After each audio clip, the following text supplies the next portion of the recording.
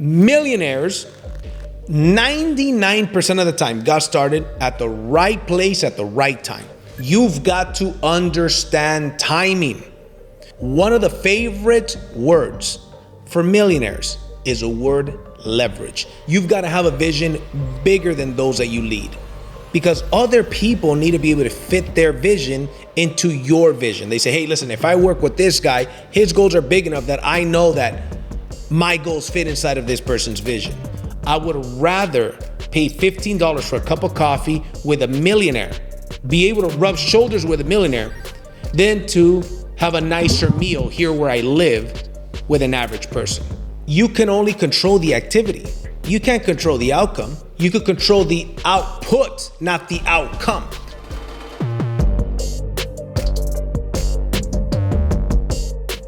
What's up, family? Welcome to another episode of the Driven Not Given podcast. And hey, listen, I'm going to give you guys some fire today. Keep in mind that some of the information I'm going to give you today, I'm also going to make some recommendations of some videos that are going to complement this episode. That if you stack these other videos, these other trainings, right, these other episodes that I did with this particular episode, it's going to benefit you even greater. I'm going to also put the links in the description as well so you guys can check them out. So with that being said, I'm going to be talking about attributes of self-made millionaires. What are some of the attributes of self-made millionaires? You know, at 39 years old, I've had the good fortune to meet a lot of millionaires. I even have a friend who's a billionaire who I can give a call at any given time, and he'll invite me over to his house and we'll have some cigars and some whiskey. Good guy, a little bit of a weird guy, to be honest with you, but good guy nonetheless. And I've had the good fortune to be mentored by some very, very successful people, multimillionaires, decamillionaires, and as I mentioned, you know, a billionaire. Some of my friends are worth over $100 million. I've picked their brain, but I've also, because I've been friends for over a decade with so many of these guys, I've been able to observe, I've been able to ask the questions and to figure out what are some of the attributes that makes them so successful. I earned my first $1 million inside of 1 year at the age of 30. I retired my mom when I was 28, making a multiple six-figure income. And then at 30, I made $1 million for the first time in 1 year, that particular year. And I've made millions of dollars in my career. So I'm going to get into the first attribute. And that first attribute is charisma. You've got to have some doggone charisma, right? But here's the good news for those of you guys. I know that some of you guys may be thinking, well, but I don't have a lot of charisma. You can develop charisma. Just like confidence, you could develop confidence. And if you have confidence, that'll help you get the charisma. And if you have charisma, it'll also help you develop the confidence. It's an interesting dynamic that you've got there. But charisma, look at some of the most successful people that you know. They're probably charismatic to some degree. Now, don't get me wrong. Does that mean that every millionaire or every successful person that we know has to have charisma? Of course not. What I'm saying is that charisma is a big, big key to success in any endeavor. Forget business, just in general. Let's say you're in school and you're a charismatic person. You probably have more friends. You probably have a better, bigger network. Your teachers probably like you more. At your job, if you are charismatic, you probably have a funner time at work. You maybe get some favoritism because of your charisma. Charisma is something that you can absolutely develop, and that is one of the first ingredients that I noticed that is a common theme among these people that are millionaires is that they're charismatic, man. The next attribute goes without saying, and you could have guessed that I'm going to mention this one, is discipline. Discipline is forget just millionaires, the top athletes in the world, the top fighters in the world.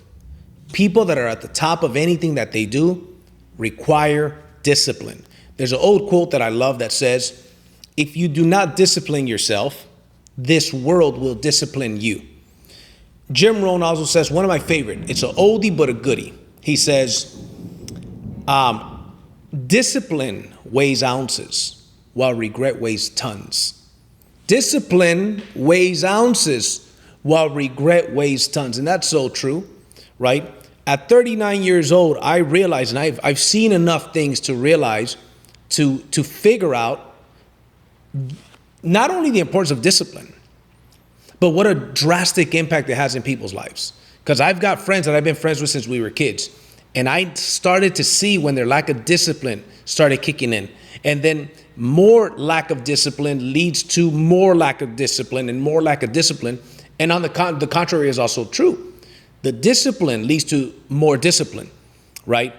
In the book, I just talked about this book. I just did a training on it, Outwitting the Devil by Napoleon Hill. He's one of my favorite books, by the way. I just did a training for my team called Outwitting the Devil, and it was talking about the drifter and the non-drifter. He talks about the drifter being the guy or girl that drifts away, that's not consistent. He doesn't stay the course. He's a drifter. Then you got the non-drifter is the way he describes them. And the non-drifter is one that has discipline. And he says discipline is followed by a flock of its relatives. Guess what? Lack of discipline is also followed by a lack of their relatives. The bottom line is that multimillionaires and self-made millionaires have discipline like nobody's business. And here's the interesting thing too. If you look at the millionaire, the millionaire this day and age versus a stereotypical millionaire back in the days in the 90s and the 80s, like when I grew up in the 90s, right? I was born in 1983, but I grew up in the 90s. But the 80s and the 90s millionaire back then, the vision of a millionaire back then was this guy in his 50s or 60s, right? Bald, heavy-set guy, not very healthy, and overindulged in food and things like that, right? That was kind of like the stereotype. Even if you look at them on TV and the TV shows back then and the movies back then, that's how they really portrayed a millionaire to be. That is not the millionaire that we see today. The millionaires today are getting younger. They care more about their fitness. They're more disciplined than they were before. And I think social media also plays a part, right? Because let's face it, people that are attractive get more. The more attractive you are, the more views you get on social media. It's just how it is. People want to hear you. People want to see those pictures. And guess what? When people start to make the money, they realize that discipline stacks on other disciplines. And what do? They also go to the gym. They have the personal trainers. As a matter of fact, as we speak right now, I'm in my gym clothes. I went to the gym and I came here from the gym. I still got my sweats and my shoes, and this is a shirt that I worked out in this morning.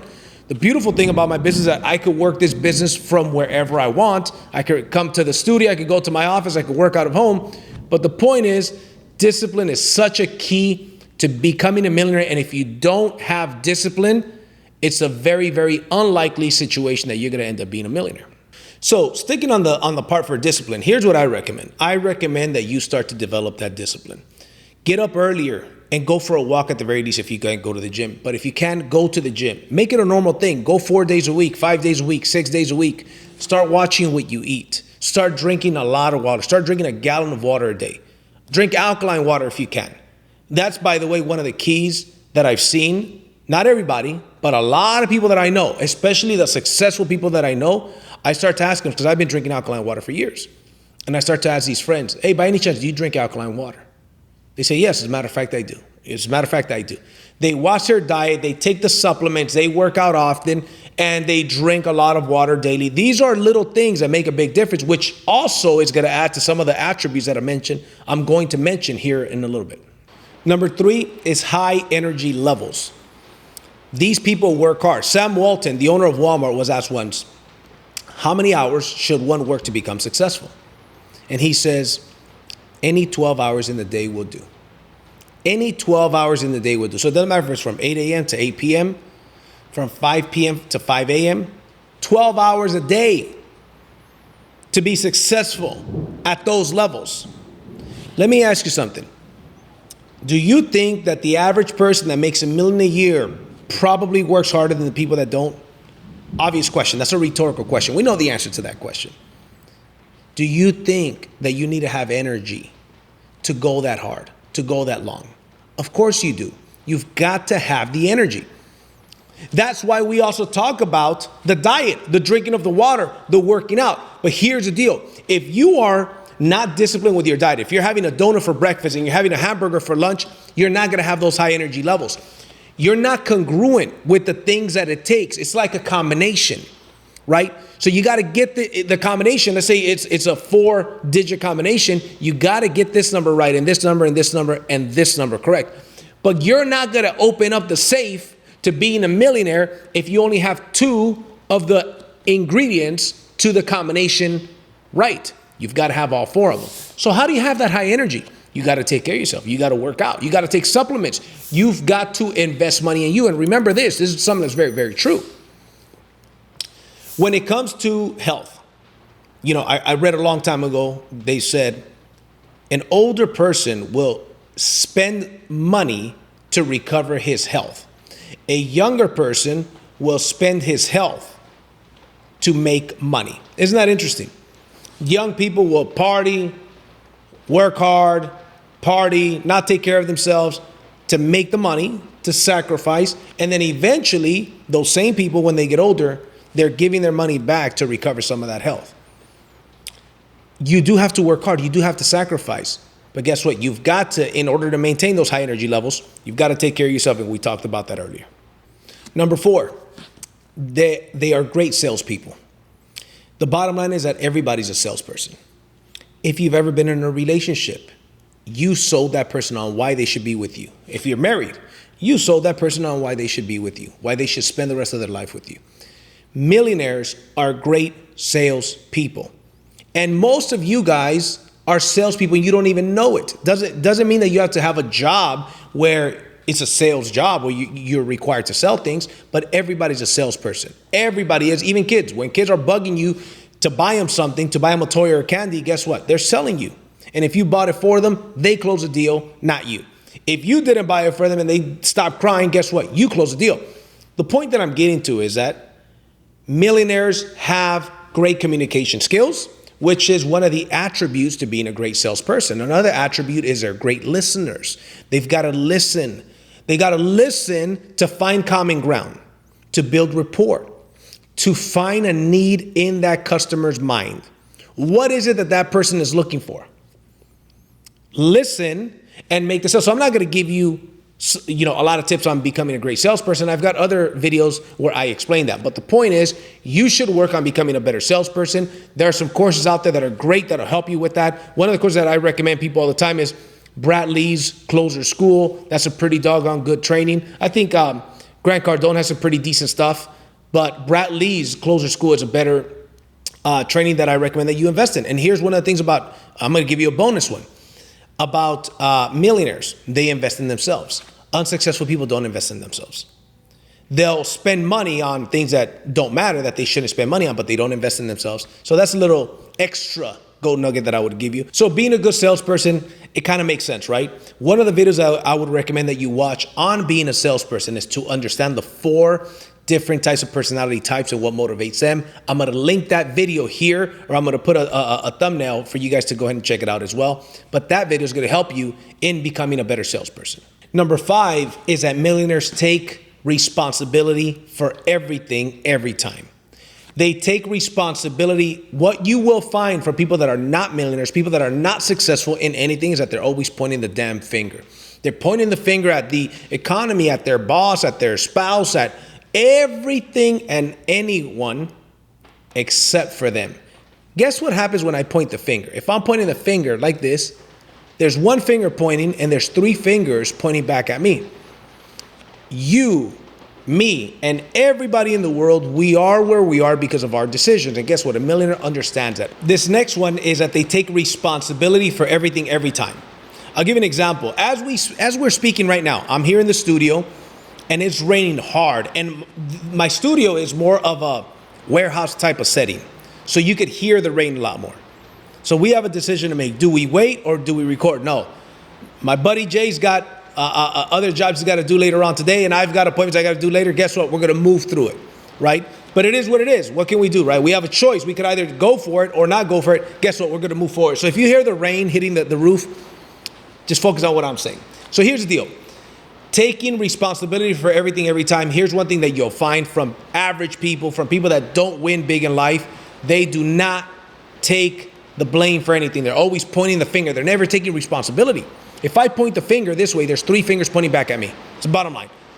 Millionaires understand, hey, listen, I'm going to go out there and I'm going to take the action. And if it's to be, it's up to me. If it works out, great. If it doesn't work out, it's because of me. They look, instead of looking outward, they look inward. They're self-starters and they're self-adjusters. Number 6 is millionaires dream bigger, faster. I think it was Donald Trump that said one day, before he was president, he said, it takes the same energy to dream big as it does to dream small. And that's so incredibly true. And here's one thing that you'll find about millionaires. They dream big. They have big dreams. They don't have small dreams, small goals, small whys of, I want to make enough money to pay my bills. Most people, they wish for those things. And if they do set goals, they're tiny goals. They're not goals that scare them. You got to have a BHAG. BHAG is an acronym. It stands for big, hairy, audacious goals. Okay. I've got some very, very big goals. And one of the videos that I did on building a huge organization, in that video, I talk about you've got to have a vision bigger than those that you lead, because other people need to be able to fit their vision into your vision. They say, hey, listen, if I work with this guy, his goals are big enough that I know that my goals fit inside of this person's vision, right? So anyways, number 6, the attribute number 6 is that they dream bigger, faster. They put a game plan, and guess what? They add all these other things as well. Number 7, they focus on activity and results, primarily activity. Here's what I mean. I am a results-oriented person, but I understand that before the results comes the activity. Now, I'm not going to get into the details of what creates the activity. It really starts with your philosophies. That's for another show. That's for another episode. But your activity. Here's what I tell my team. Listen, you cannot control the outcome, but you could control the output. I show people how to sell solar. My team sells a lot of solar. We just hit 1,000 people in our sales organization, and we've got a lot of people selling solar, and we make big commissions. We help somebody go solar. We make an average of $7,000. So some of our people call leads. When they get promoted, they get leads given to them, and their appointments via Zoom. But before you get there, before you get to those positions where you're closing up to, some of my guys close up to 5 deals per day. Do the math. 5 deals per day at $7,000 is pretty good money, right? But here's my point that I'm getting to.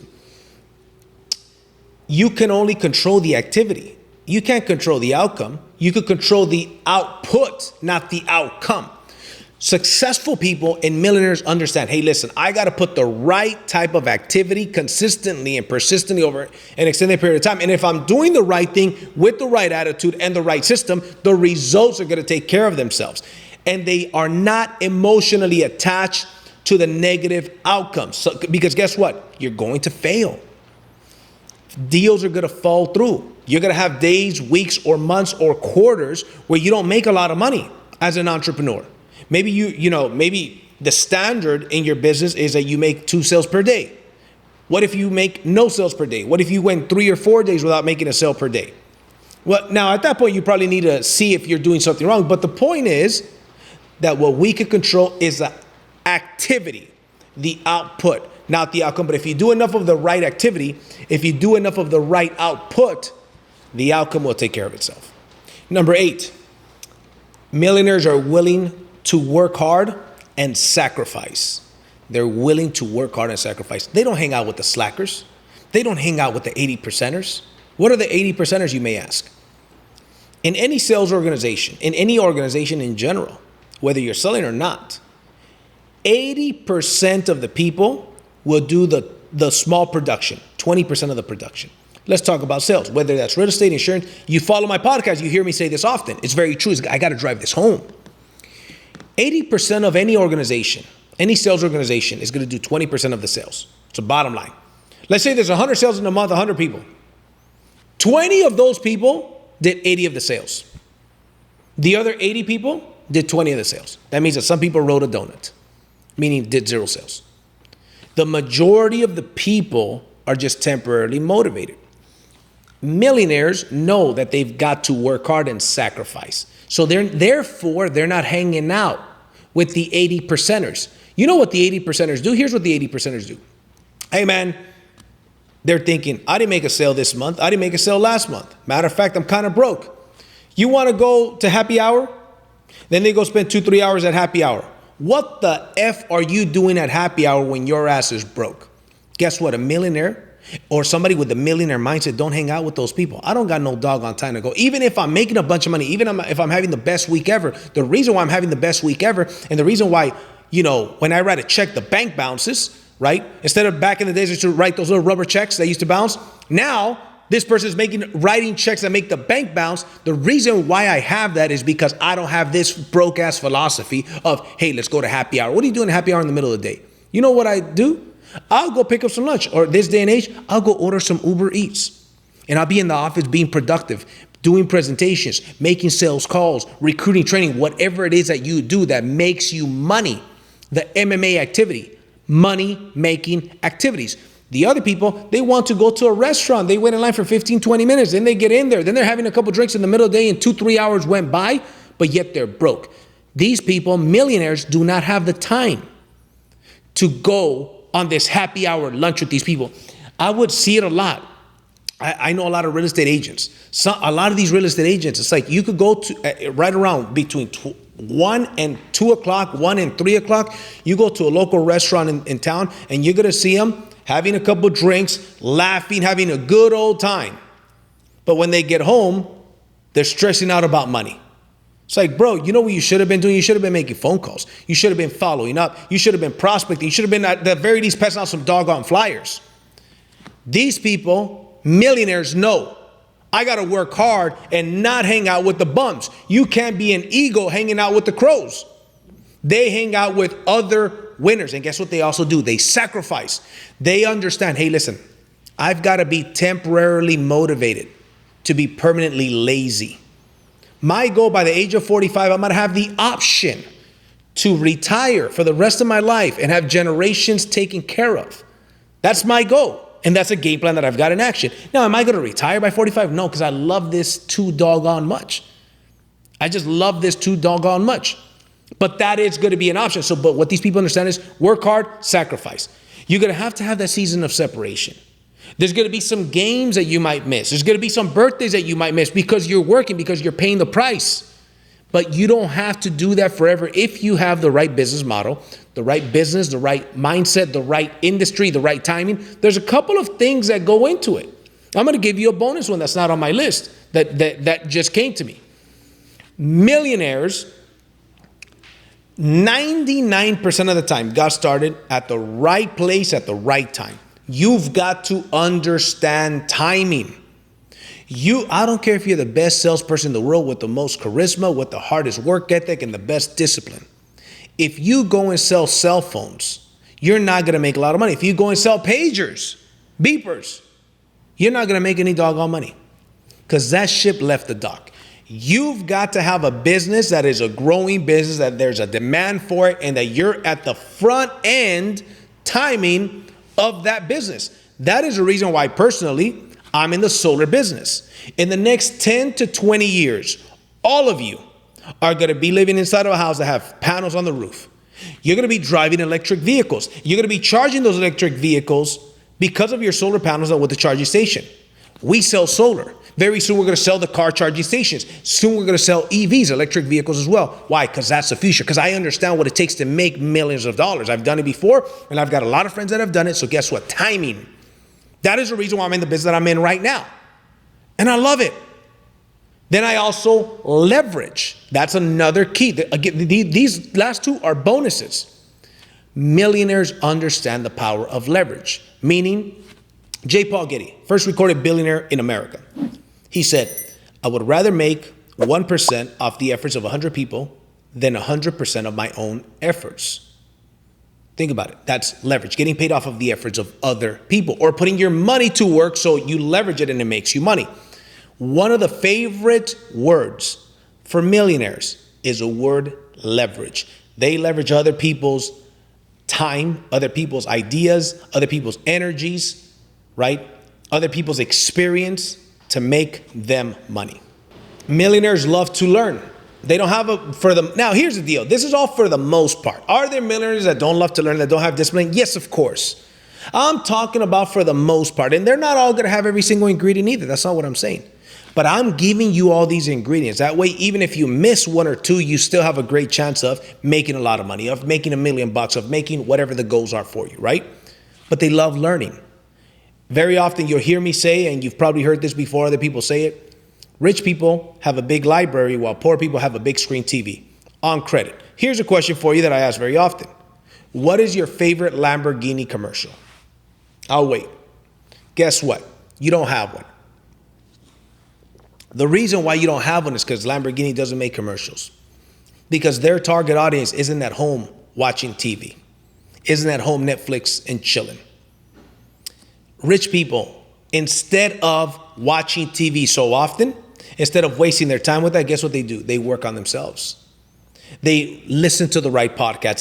They feed their mind. They study. They read the books. They hang out with people. They're not wasting a bunch of time. Is that to say that they don't enjoy a good movie or a good show? No, that's not what it's saying. Every night, my wife and I were watching this show. It's called All American on Netflix. We Netflix and chill. Guess when I do that? When my day is done, man. After 9 o'clock. I'm done by these days I'm done by 6 o'clock, 7 o'clock at the latest. I work 4 days a week. But I make more money than I've ever made in my life. But did that happen overnight? No, it didn't happen overnight. I also employ other people. While I'm not working, there are other people that are working on my behalf, right? But that's another story for another episode. But the point is constant growth. The point is that these people have constant growth. They're constantly working on themselves. Here's one of the things that you'll hear average people say very often. They love saying these words. I know. Yeah, I know. Let's say you correct them in something. Hey, man, you should be prospecting every single day. Yeah, I know. Hey, man, you should have attended the training, bro. Why'd you miss the training? Yeah, I know. No, you must not know, though. Because, see, knowing and not doing is worse than not knowing. That's what people don't realize. Knowing and not doing is worse than not knowing. So stop saying, I know. Those words are going to keep you broke. Instead, be coachable, develop the discipline, do these things, listen to the right podcast, follow the right people, unfollow the wrong people, unfriend the wrong people, spend more time with the right people. On that note that I just mentioned, I've got a friend of mine, very successful gentleman. The guy's made $400 million in his career in direct sales. Currently makes, I don't know, probably $250,000 per month passive income from one of his businesses that I'm aware of. And he owns a bunch of McDonald's. He owns a bunch of stuff. Immigrant from Honduras. I'm going to have him on the podcast. That's going to be a Spanish episode. Absolute champion. Check this out. He tells me one day he's doing a training and there's probably 300 people in the room. Orange County, California at the Hilton. And he's doing his training and he says, when I was broke, a mentor taught me this. He says, listen, if you have $15 to go to lunch, what I would recommend is don't go to lunch here where we all live. Go to lunch in Beverly Hills. That $15 in Beverly Hills may only be able to afford you a coffee, but the people you're going to network with are high value people. I would rather pay $15 for a cup of coffee with a millionaire, be able to rub shoulders with a millionaire, than to have a nicer meal here where I live with an average person. That is my philosophy. That's what he said. That is my philosophy. Now that was coming from back then, a decamillionaire. Now the guy's worth even more money, right? So the point is about constant learning and investing in yourself. Remember, something that you may have heard me say once or twice. If you want more money and more time, you've got to invest money and time. Number 10, millionaires are not afraid of losing. Here's a fact. Failure and success are not on opposite spectrums. They're not on opposite ends. A lot of people seem to think failure is over here, success is over here. No, that's not how it works. Failure and success are a part of the same road. Here is success and here is failure. All of these are failures. It's on the road. Failure and success are on the same lonely road of a winner. Because a winner's road is a lonely road. Most people are not going to take that road with you. It's the narrow path, as a good book says. It is the narrow path. Most people are not going to want to work weekends. Most people are not going to want to take the rejection. Most people are not going to want to lose the money in starting the business. But guess what? Millionaires are not afraid of losing. And if they are, guess what? They're willing to deal with it. Because here's one thing they understand. A millionaire understood and understands that you only have to be right one time. You only have to strike gold, strike oil once. So what if you fail, and finally hit it? You fail your way to the top. Watson, IBM founder, was once asked, what is the key to success? He says, you double your rate of failure. But most people look at failure as a bad thing. Why? Because in school, it was a bad thing. You take a test. The teacher circles the wrong answer in red. They're a fault finder. This is just how they're programmed. You got 9 of 10 answers right, and one wrong. And that one is circled in red. And if you failed the test, you got a big F. And you didn't want to present that to your parents, right? So most people since kids are programmed that failure is bad. No. See, millionaires understand failure is a part of success, and I'm going to fail a lot more than I am going to succeed. And the more I fail, the more I get up, dust myself off, and keep moving forward, then I'm going to have a mentor. When you're able to afford a mentor, you get a mentor. You go from making $5,000 a month to making $10,000 a month. Don't add $5,000 to your expenses. Guess what you should do? You should go out there and invest in your business, invest in your training, invest in your mentorship. Number 11, millionaires focus on building assets versus liabilities. What are assets? Assets, real estate, stocks, crypto, the right life insurance policies for tax shelters, for retirement, where your money is protected, right? So I'm not going to get into those, but I'm giving you an example. What are liabilities? Liabilities are the shoes and the cars and the belts. It kind of reminds me of the movie Baby Boy, right? Where Melvin, that buff guy played by Vin Rames, I think is his name, where he talks about guns and butter, right? So millionaires focus on building assets. Everybody else, what do they focus on? Keeping up with the Joneses. They're watching Keeping Up with the Kardashians, and they're playing Keeping Up with the Joneses. Oh, so-and-so got a new bag. I'm going to get a new bag. Let me tell you something. Just because you could buy it doesn't mean you could afford it. Just because you could buy it on credit doesn't mean you should be buying it. You can't afford it. I have somebody that told me recently, yeah, man, I just bought this because it's my birthday, bro. Like, I know I shouldn't buy it. I don't really have the money, but I put it on my credit card. So then why the heck are you buying it? Who cares it's your birthday? What are you, a 7-year-old kid, a 5-year-old kid? I don't care about my birthday. I tell my wife, don't buy me anything for my birthday. I really don't care. You know what I care about? My kids being well, you being well, my mom being well, our family being well. You don't have to buy me anything, man. I don't care about that stuff. Let's go to dinner, a good ass steak dinner. I'll take that. But I don't need stuff. If I need something, I'll go buy it. But then I see some people that are broke, busted, and disgusted, and because it's their birthday, they spend $1,000 on a belt, on some shoes, on a purse. What are you thinking, man? Guess what these people aren't doing? They're not making $5,000 a month. They have a $700 monthly payment for their car. What are you doing? Spending 30%, whatever that is, right? 15% of your check on your car payment? 15 to 20% with your car payment and insurance? Are you crazy? My car payment is less than 1% of what I make monthly. Why? Because I'm focused on building assets. Assets feed you. Liabilities eat you. So anyways, I hope you guys enjoyed this episode on the attributes of becoming a self-made millionaire. Again, I'm going to put in the description some of the videos that I recommend that you guys check out, like the 4 personality types and a couple of other videos similar to this particular subject. And here's a cost. Like it, comment it, and I want you to share it with no less than 15 people. No less than 15 people. I want you guys to comment. Here's what I'm going to do. I'm going to send some of you guys some of my Driven Not Giving shirts. Those of you guys that make the best comments, share the most and like it. I appreciate the love. And with that being said, I'll see you at the top or from the top. Take care.